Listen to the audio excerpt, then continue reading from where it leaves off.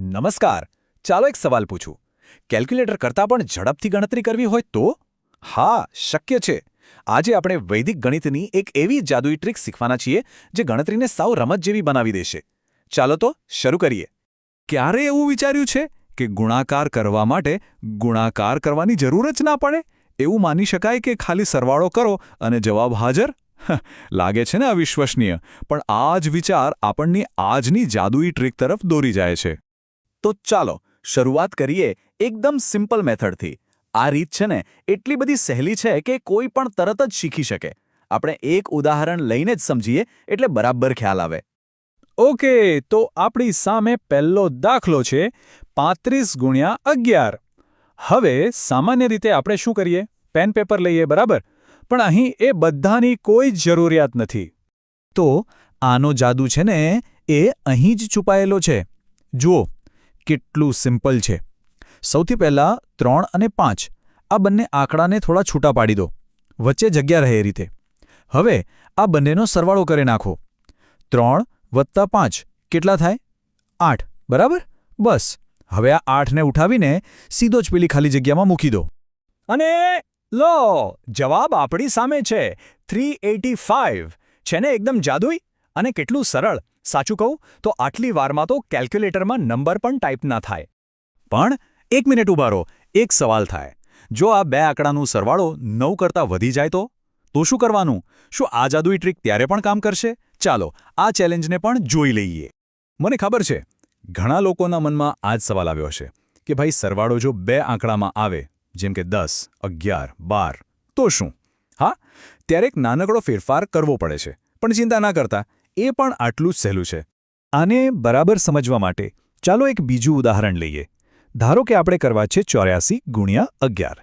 હવે જુઓ, અહીં 8 અને 4નો સરવાળો 9 કરતાં વધારે થાય છે. એટલે આ આપણી કન્ડિશન માટે એકદમ પરફેક્ટ એક્ઝામ્પલ છે. તો ધ્યાનથી જોજો, અહીંયા એક નાનકડો ટ્વિસ્ટ છે.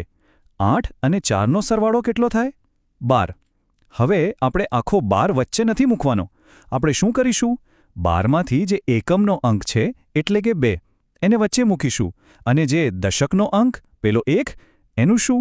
એને આપણે વદ્દી તરીકે આગળ લઈ જઈશું, પહેલા અંક એટલે કે 8ની ઉપર, અને પછી એને 8માં ઉમેરી દઈશું. અને બાસ થઈ ગયું. 1 વત્તા 8 એટલે 9, વચ્ચે 2 અને છેલ્લે 4. તો આપણો ફાઇનલ જવાબ તૈયાર છે 924. જોયું? ખાલી એક નાનકડા નિયમથી જે ગણતરી અઘરી લાગતી હતી એ પણ કેવી ફટાફટ થઈ ગઈ. ખબર છે, આ કોઈ નવી ટ્રીક નથી હો. આ તો આપણા પ્રાચીન ભારતીય જ્ઞાન એટલે કે વૈદિક ગણિતનો એક હિસ્સો છે. ચાલો થોડું એ પણ જાણીએ કે આવ્યું ક્યાંથી અને આના ફાયદા શું છે. વૈદિક ગણિતમાં આ જ રીત છે ને એ અંત્યોરેવ નામના સૂત્ર પર આધારિત છે. એટલે કે આ ખાલી કોઈ જાદુઈ ટ્રીક નથી, પણ એની પાછળ ગણિતનો એક પાક્કો તર્ક રહેલો છે. એ ગણિતને સમજવાની એક અલગ જ ઊંડી રીત છે. પણ સવાલ એ છે કે આ બધું શીખવાનો ફાયદો શું? જુઓ, જે લોકો સ્પર્ધાત્મક પરીક્ષાઓ આપે છે એમના માટે તો દરેક સેકન્ડની કિંમત હોય છે. ત્યાં આ ટ્રીક બહુ જ કામ લાગે, સમય બચાવે. અને એ સિવાય પણ આ મગજ માટે એક જોરદાર કસરત છે. ગણતરી કરવાની સ્પીડ વધે અને ચોકસાઈ પણ. કોન્ફિડન્સ તો વધે અલગ.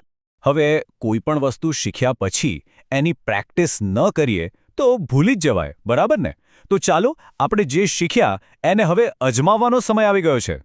તો હવે વારો છે પ્રેક્ટિસ કરવાનો. અહીં સ્ક્રીન પર 2 સવાલો આપેલા છે. એક સિમ્પલ છે અને બીજો પેલો વદ્દીવાળો. હવે જાતે ટ્રાય કરો.